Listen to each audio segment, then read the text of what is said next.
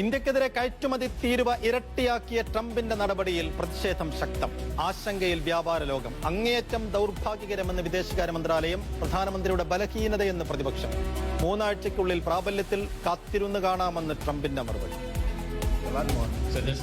You're going to see a lot more. You're going to see so much secondary sanctions. Yes, ma'am.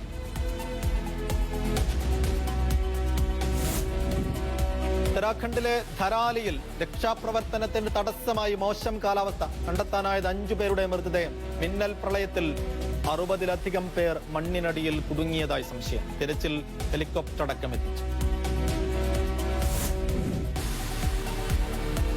Bihar voter പട്ടിക തീവ്ര പരിശോധനയിൽ നിലപാട് ഘടിപ്പിക്കാൻ പ്രതിപക്ഷം. രാഹുൽ ഗാന്ധിയുടെ വസതിയിൽ ഇന്ത്യ സഖ്യയോഗം ഇന്ന്. ദേശീയ വിഷയമായി ഉയർത്താൻ ആലോചന. ഉപരാഷ്ട്രപതി സ്ഥാനാർത്ഥിയിലും ചർച്ച. തിരുവനന്തപുരത്ത് DCC അധ്യക്ഷനായി N ശക്തൻ തുടരണമെന്ന് ശശി തരൂർ MP മീഡിയ വണ്ണിനോട്. ശക്തനെ ലഭിച്ചത് ഭാഗ്യമെന്നും തരൂർ. തൽക്കാലം കിട്ടിയത് നമ്മുടെ ഒരു ഭാഗ്യം തന്നെയാണ്. ഞാൻ അദ്ദേഹത്തെ ആ ദിവസം തന്നെ കണ്ട് സംസാരിച്ചിട്ടുണ്ടായിരുന്നു. ശക്തിനെ ഞാൻ കുറെ വർഷങ്ങളായിട്ട് അറിയുന്ന ഒരു നേതാവാണ്. MP-യുടെ പ്രതികരണം. പുനഃസംഘടനയിൽ DCC അധ്യക്ഷന്മാരെ മാറ്റാനുള്ള നേതൃത്വത്തിന്റെ നീക്കത്തിനിടെ നിലവിലെ അധ്യക്ഷന്മാർക്കായി മറ്റ് MP-മാരും രംഗത്ത്.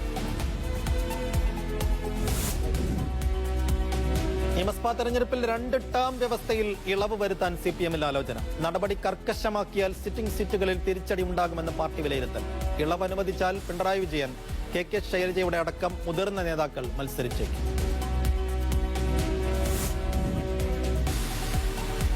തിരുവനന്തപുരത്ത് CPI പദവികളിൽ ജാതി വിവേചനമെന്ന ആക്ഷേപം. ദളിതരെയും ഈഴവരെയും ഒഴിവാക്കുന്നുവെന്ന് ലഘുലേഖ.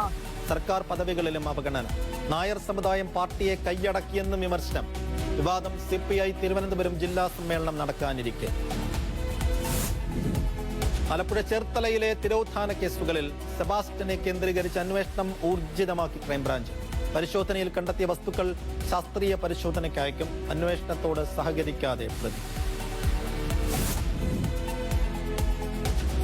പട്ടിണി മരണങ്ങൾക്കിടയിലും ഗസയിൽ ആക്രമണം വ്യാപിപ്പിച്ച് ഇസ്രായേൽ. 135 പേർ കൂടി കൊല്ലപ്പെട്ടു. ഗസ പിടിക്കാനുള്ള തീരുമാനത്തിൽ നിന്ന് പിറകോട്ടില്ലെന്ന് ഇസ്രായേൽ മന്ത്രി സ്മോട്രിക്ക്. നെതന്യാഹുവിന് മുന്നറിയിപ്പുമായി സൈനിക മേധാവി. യുദ്ധം വ്യാപിപ്പിച്ചാൽ കൂടുതൽ സൈനികർ കൊല്ലപ്പെടും.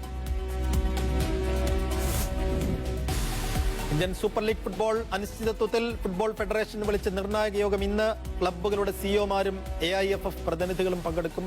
ലീഗ് നടത്തിപ്പ് പ്രതിസന്ധിയിലാക്കിയത് ഫുട്ബോൾ